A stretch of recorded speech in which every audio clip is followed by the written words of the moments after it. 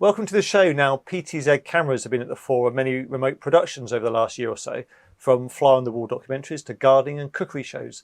And their presence not only means less crew on site, which of course has been desirable during the pandemic, but also opens up many remote possibilities with an IP connection. IP PTZs are nothing new, of course, but in the news recently, we reported on the new JVC range, which feature 4K streaming, which is something of a game changer, opening up many creative options. So here to tell us a bit more about them is John Kelly from JVC. Welcome back to the show, John. Hello, guys. Good to be here on a hot day. So let's rewind a little bit before we get into the new models, as you've been producing PTZs for a while now. What was already out there, and where did you see the need to add 4K streaming into this new range of cameras?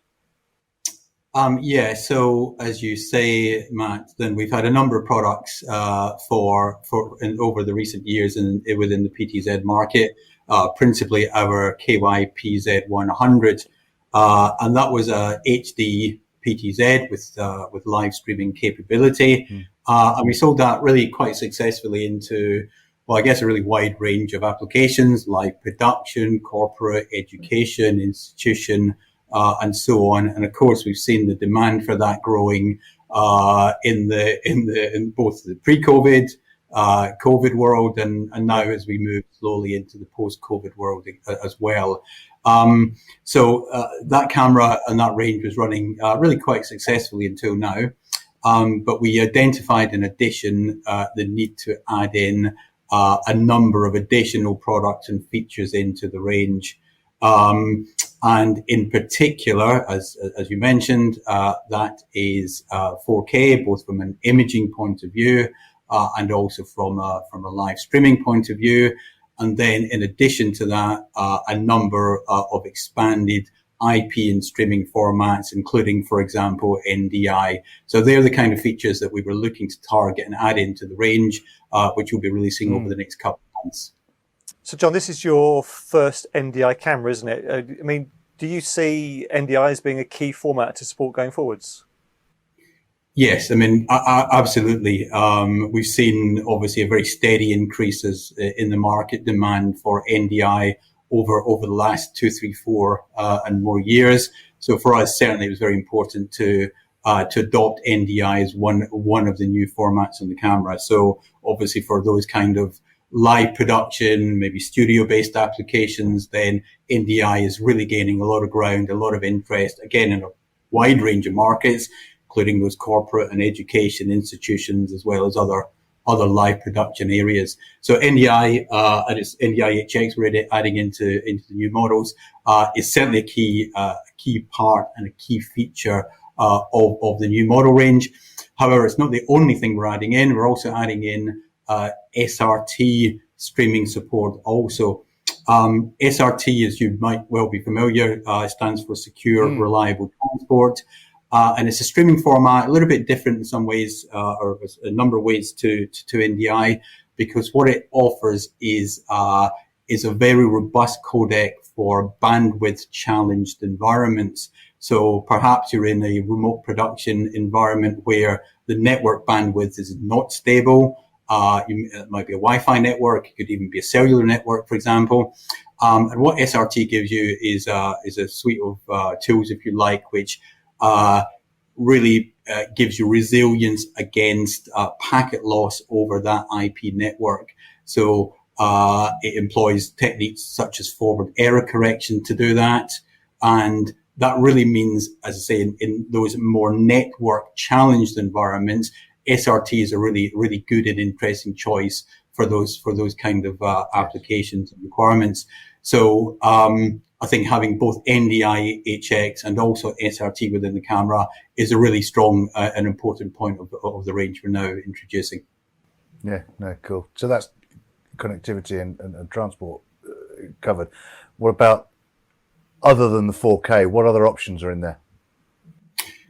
So the range itself, there are really sort of three main models, if you like. So I have, for example, the 4K one here, which is a KYPZ400.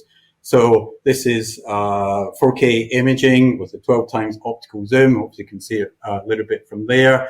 And then from an output point of view, which again, hopefully you can see, it's got HDMI, it's got 3G SDI. It also, of course, has got the LAN connection for some of the streaming formats that we've already discussed. Of course, there's a wide range of control, both serial and IP control. You can control the cameras for, depending on your application and your environment. So the KYPZ 400 is the first model will be coming out in September, so over the next month or two. But then in addition, shortly after that, there'll be a couple of HD models as well. So there'll be a model with NDI for those customers that do need NDI HX support, and then there'll be a model without NDI if that's not a requirement for your application, and therefore you don't need to pay the relevant license fee for that. The HD models are 20 times optical zoom in the case of those. Of course, the same SDI, HDMI outputs, and basically the same streaming formats as well. So very much, giving you good choice of the range, whether you need NDI or not, whether you need HD or 4K, and including up to those 4K streaming options. I should note, by the way, also in the case of the PZ 400, so the 4K model, then that also supports dual streaming as well. So you can, for example, stream in 4K, you can stream in HD, in dual streaming formats also. So you've got a lot of flexibility in there. Oh, cool. The last point, maybe just to note on the HD models, is the HD also supports the UVC format, and UVC is a protocol over the USB interface which the camera has, and that basically allows the HD models, PZ 200 models, to operate basically as a webcam. So you could use it with Skype or Teams or Zoom or something like that, in a corporate or education institution environment. So it just really, it adds to the range and the width of applications which those models are suitable for. Yeah, exactly. Yeah. So let's talk about live events now, and in particular camera synchronization, as I know you can run into all sorts of issues doing the camera synchronization on live events.